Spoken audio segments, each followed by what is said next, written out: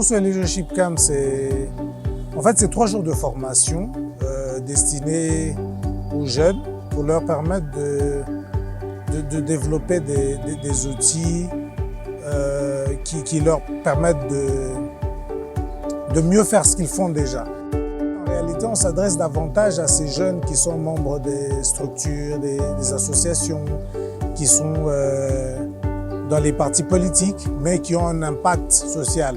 L'idée derrière le Boussole Leadership Camp, c'est qu'ils se développent pour pouvoir développer la communauté autour d'eux. Donc on travaille sur des personnes qui sont appelées à être des acteurs de changement positif. On reçoit également des jeunes qui n'appartiennent à aucune structure, mais qui comprennent qu'ils ont un rôle à jouer dans le développement, dans le vivre ensemble, dans le développement de la communauté. Et donc il est important de pouvoir se développer pour être utile à la communauté.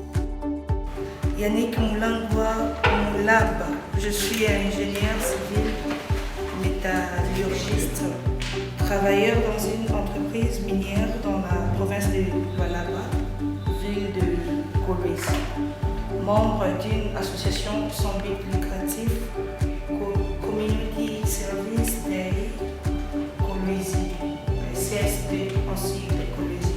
Je suis là pour renforcer les capacités en leadership. J'aimerais partager mon parcours sur le plan professionnel. Et pendant ces 3 jours, nous allons parler de beaucoup de choses. Ça va être intense, mais on devrait pouvoir prendre plaisir aussi. Donc sentez-vous à l'aise de travailler avec nous. Ce sera pas...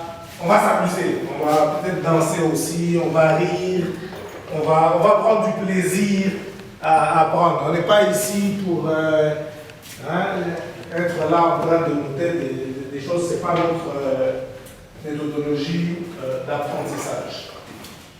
J'étais un jour en train de parcourir mon téléphone sur Internet et c'est là que j'ai vu l'annonce, j'ai vu l'affiche qui parlait du camp du leadership et c'est comme ça que j'ai pris contact, j'ai pris le numéro et après j'ai pris mon inscription.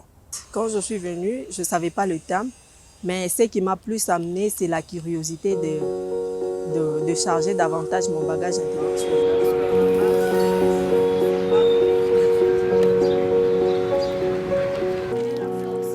C'est le 14e camp qui a été organisé déjà à Kinshasa, Goma, Kisangani, Kindu, Lubumbashi déjà aussi et Kolwezi. Mais cette fois-ci, on a fait l'effort de davantage le rendre pratique parce que arrivé à 14, vous avez forcément réalisé certaines choses, vous changez certaines manières de faire. Et même avec tous les intervenants, on a fourni l'effort d'avoir un camp qui est très très pratique, davantage participatif pour que les jeunes qui participent, pour que les participants partent d'ici avec des acquis et des bases sur quoi commencer et continuer leur développement. Nous avons une jeune dame, Sandrine, de 25 ans, diplômée de l'Université de Lubumbashi en agronomie. Elle est née et a grandi à Lubumbashi. Elle veut faire les champs après ses études. Et elle a entendu parler de l'agro-business au travers de M. Kalken et elle veut aussi se lancer dans ce domaine. Donc, il faut que nous puissions relever ses forces, ses faiblesses, opportunités ainsi que menaces. Elle est diplômée en agronomie déjà, ça fait de là sa force, vu son bagage intellectuel. Et pas seulement cela, mais aussi son âge. À 25 ans, elle est déjà mature, elle a le sang-froid donc pour faire un champ. Je pense qu'elle est déjà bien dans son domaine.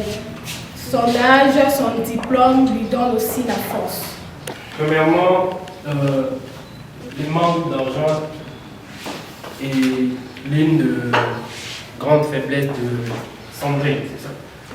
C'est que nous pouvons avoir des idées, tant qu'il n'y a pas d'argent, Donc, on n'aura pas de projet qui sera sur pied. Premièrement, nous avons l'opportunité. Si dans l'opportunité, il a eu cette opportunité parce qu'il a trouvé déjà M. Kakel en tant que... Il reste 1 minute 30 au groupe. Hein? Quelqu'un qui va l'orienter à la matière. Il y a aussi le dernier point qui est la pollution de l'environnement.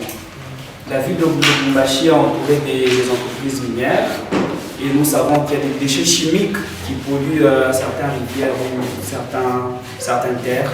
C'est les menaces possibles contre Madame Sandrine. Merci. Je voudrais qu'on réagisse directement. Qu'est-ce que vous pouvez dire de ce qu'ils ont fait? Très rapidement, en regardant les... Quelque chose à dire? Bon, en fait, par rapport aux faiblesses, parfois si vous avez dit les faiblesses, c'est quelque chose qui est lié à la personne. Donc c'est à l'interne. Alors quand on dit manque d'argent, là je sais pas si c'est l'externe. Manque d'argent, parce qu'il y a des... C'est le stress. C'est pas l'interne. Manque de force.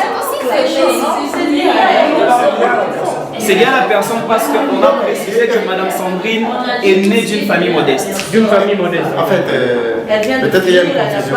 C'est bien, on a dit c'est lié à la personne. Mais intérieurement. Non, parle pas. L'argent ne se trouve pas à l'intérieur.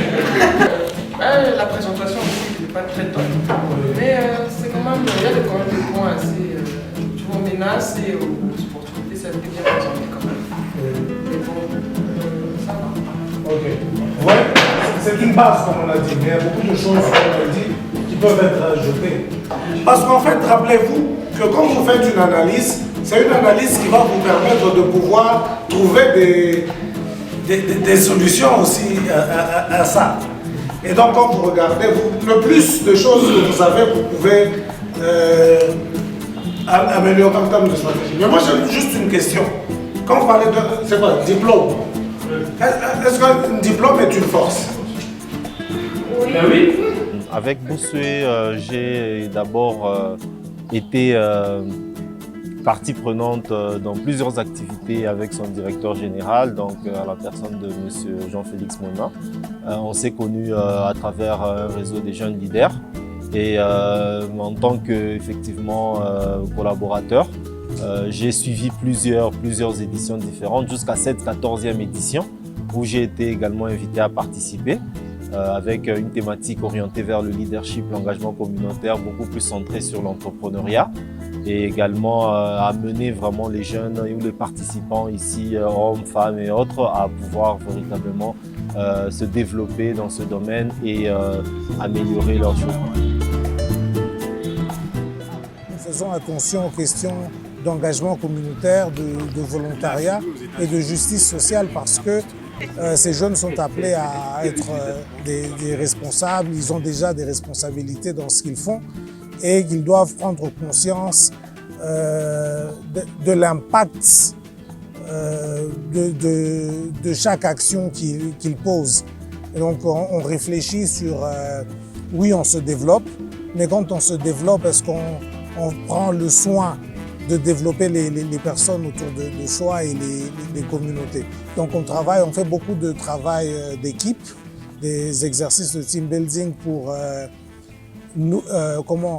impulser l'esprit de collaboration et pour que les gens en fait comprennent que le leadership, plutôt que d'être une notion individuelle ou individualiste, mais c'est plutôt en même temps un atout collectif. Ça veut dire grandir pour faire grandir les choses et collaborer pour atteindre ces objectifs communs.